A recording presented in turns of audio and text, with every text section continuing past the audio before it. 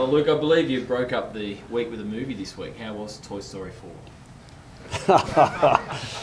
It was a romantic. I don't know whether Dana and I were reminiscing about the two boys. They're all grown up now. They weren't with us, unfortunately. But yeah, Toy Story was an important part of our lives as Kai and Noah were growing up. So we shuffled off and watched it. Yeah, it's a good flick. On a serious note, you're confident Libba will be right this week? Serious note, he'll train today, and he's probably unlikely. Yeah, he'll probably give him another week, I'd say. But he's going well, and it's not really conservative. It's just common sense. We originally planned this timeline, so he should be right to go next week, and this week he'll be rushing it. What about Gowers? Bill will play. Yeah, definitely play for Footscray this week. Okay. Yeah. Extra spring in their step, Bevo, or do the buzz around the place with the formula? Yeah, I've said a couple of times around in regards to coming back after the bye, how important it was to have a renewed energy and create some freshness. And some of our form and our games have been really encouraging the first half of the year, and then and the opportunities in the back half await the teams that endure and persevere and prepare to dig deep. And I'm obviously really pleased with how the lads have come back, and we've had a good month. And it would have been nice 1 on 4, but 3 out of the 4 is good. And there's no doubt that, I don't know, I mean, it's week to week, you can't really say the tide's turning, but we've beaten some sides that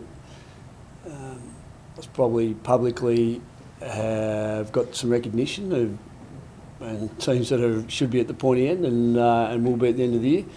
And so for us, as we continue to emerge, that's important. How tough is it to keep that energy up, particularly with the young guys that haven't been around? Yeah, it's a challenge week to week because it doesn't matter who you play. It is a very even competition. Obviously, there's 1 or 2 sides who haven't strung too many wins together in recent times, but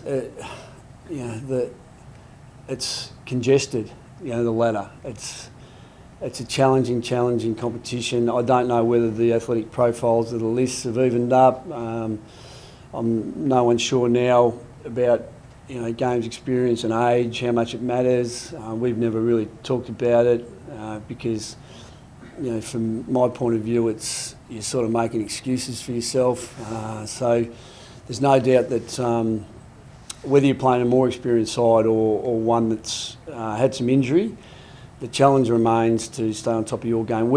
Every team can't afford to have any passengers week in, week out, and obviously one of them. And if we get our 22 players applying themselves as they have been, we should continue to soldier on. You've won a flag from 7th. With the way the competition is this year, can you see a team in that lower reaches of the 8 going pretty close this year?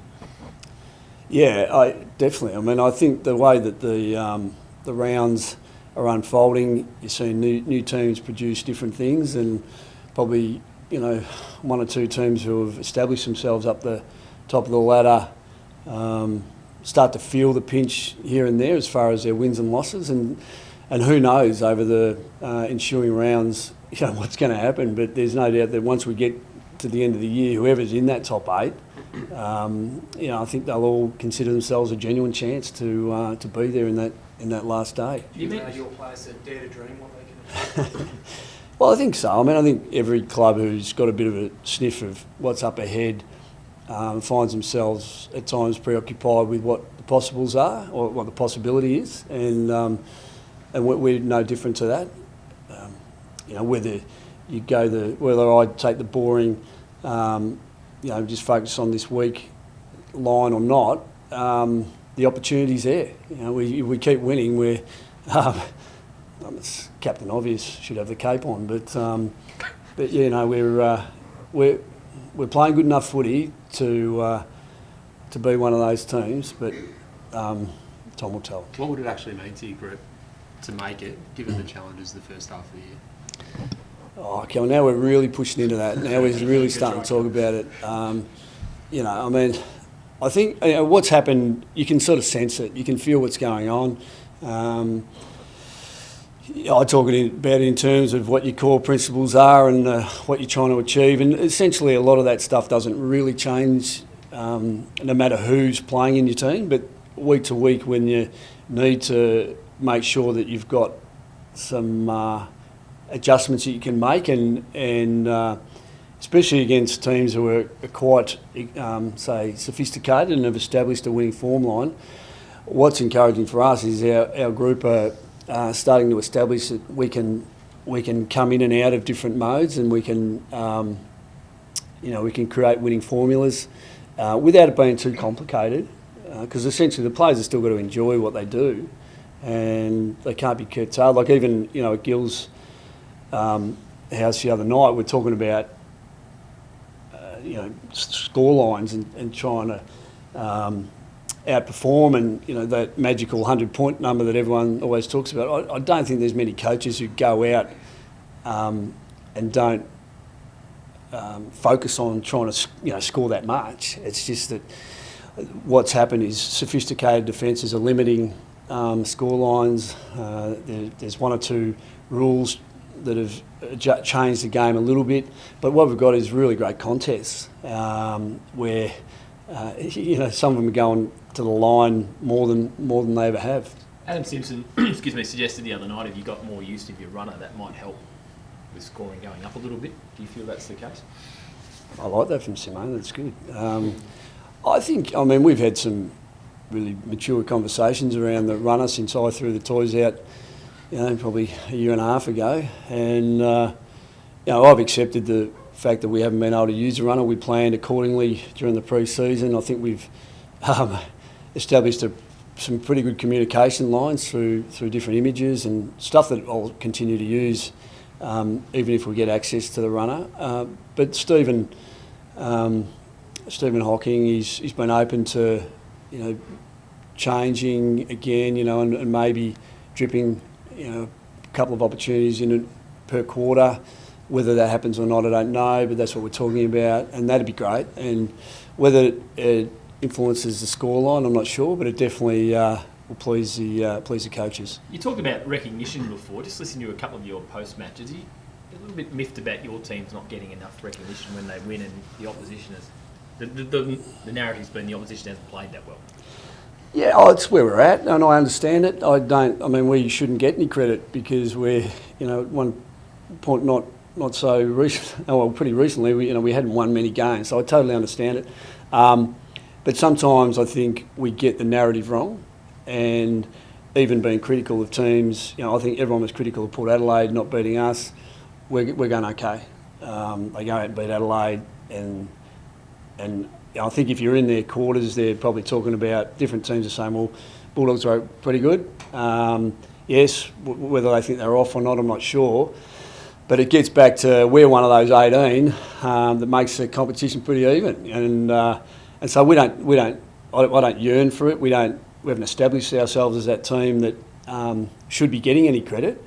But we're in a situation now where if we continue to win, then obviously that narrative will change again. But we're not there yet. You've beat Geelong, quite a sophisticated team, but in the past you've sort of lost to Gold Coast and Carlton, sort of those lower performing teams. Do you think there's a level of complacency within the team, and how are you going to stamp on that in this week's match against Melbourne? Yeah, well, I think it ties into what I'm saying about the competition. When we played Gold Coast, they were on top of their game, and they've had some injury, and probably they haven't got that buffer at the moment. They're in the infancy of themselves trying to emerge, and when you think about the loss of Sam Collins and Thompson and some of their really key pillars in their team, that's been difficult for them to cover. But we probably got them at the peak of their powers. We went down just at the time. Yeah, you always think you can do better. Carlton the same. When we played them earlier in the year, it all came together. I mean, Cruiser just came in. They had Cripps and Curnow and McKay, and we got a lesson in the aerial game. You know, we were a bit vulnerable, and there's no doubt. So they've got some challenges now through injury, and that's how the season evolved. So we understood that, and that's what I'm talking about. The public maybe not necessarily grasping that, but that's actually what's occurring. And you know, you're alluding to the fact that there might be some complacency, and I think it gets back to what I said about having to have that even contribution from 22. We can't afford to have one or two of our boys just being slightly off. We just get opened up, and so over the last month we had really even contributions, and hence our side hasn't changed much. You know, we've hardly had any changes at all week to week. Do you expect Melbourne, without McDonald, to play Gawn and Proust? And if so, how do you counteract that? Yeah, we do expect that they'll probably play both, and so ultimately we'd probably expect Proust to play some forward time. He's done that earlier on in the year, and it's just a matter of our defence working well together. We've been caught up in a real one-on-one game at times. Last time we played Geelong down there, it really hurt us. You know, Tom Hawkins and Gary Rowan really got off the leash. We didn't help each other.